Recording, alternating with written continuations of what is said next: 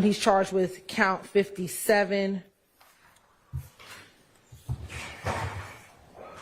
which was participation in criminal street gang activity, which carries a sentence of 5 to 20 years. He was also charged with count 58, which is violation of the Georgia Controlled Substance Act. That is for the possession. Right, marijuana. Marijuana, which carries a sentence of 1 to 10 years. As to count 59, I believe that's the possession of codeine with the intent to distribute, which is 5 to 30 years. And count 59, which is the possession of cocaine, which is 60 is possession of cocaine. So 59 was the codeine, 60 Right. is the possession of cocaine, which was 1 to 5 years. Possession of a firearm during the commission of a felony, which was count 61, which is 5 years to serve consecutive to any count indictment. Possession of a machine gun, which was count 62, which was 10 years to serve consecutive.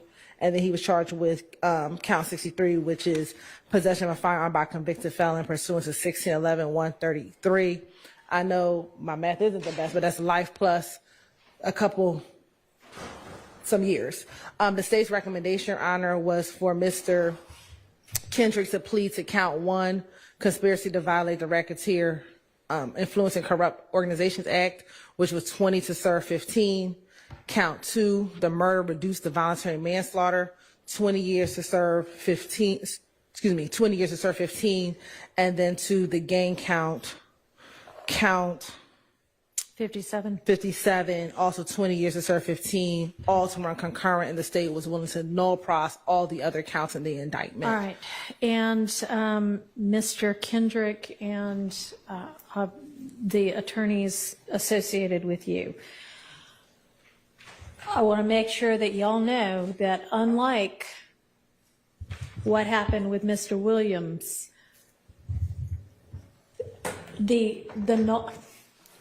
if you plead non-negotiated to less than all of the charges, there is nothing that the court can do if the state chooses to go forward with some of those charges. So you could not do what Mr. Williams pled guilty or nolo to each of the charges that he was facing.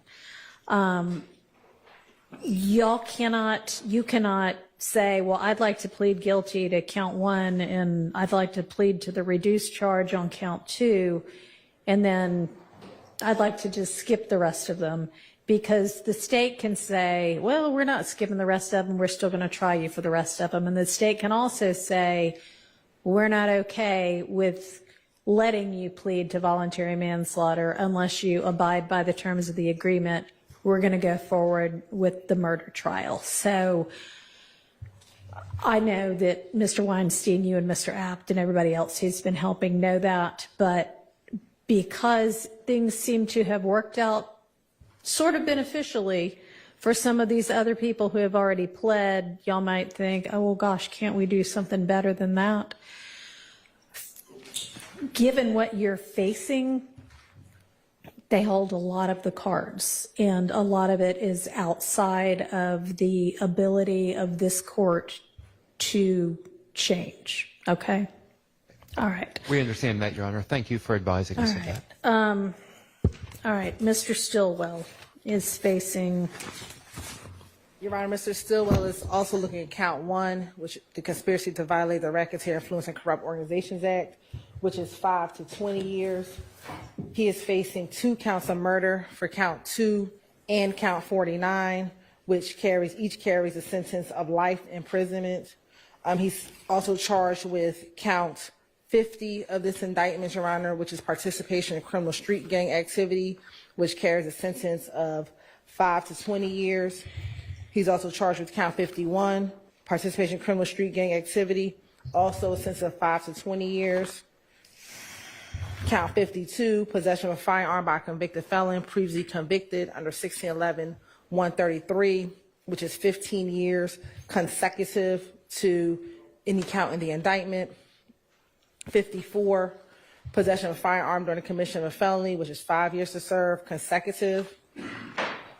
Count and count 64, which is another possession of a firearm by a convicted felon under 1611-133, which is also 15 years to serve consecutive. So Mr. Stillwell's looking at maximum of 2 life sentences plus 85 years. Plus 85 years, Your Honor. The state's recommendation, and I'll just say globally, Your Honor, was 60 years to serve 40 years in prison. That we would have reduced both of the murders to voluntary manslaughter, Your Honor, and we had given his attorney the option to kind of craft how that 40 years would look, but that was the extent to our negotiations, Your Honor. And Mr. Stillwell, kind of the same information to you. If the state does not want to reduce charges, you're not entitled to plead to reduce charges. They can say, you got to face these murder charges and we're going to make it a jury trial if you don't agree to what we're offering. Same thing, you can't say, well, I'd like those other charges dismissed if they're not willing to dismiss them in exchange for the negotiated sentence. So obviously each of you has the right to continue with the trial. You know, what you're doing, you are all have very capable attorneys representing you who clearly care very passionately about you all personally as well as presenting your best case.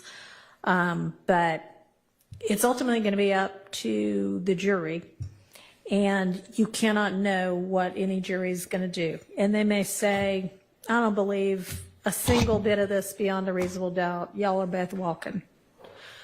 They may say, you know what, I buy this, I don't buy that.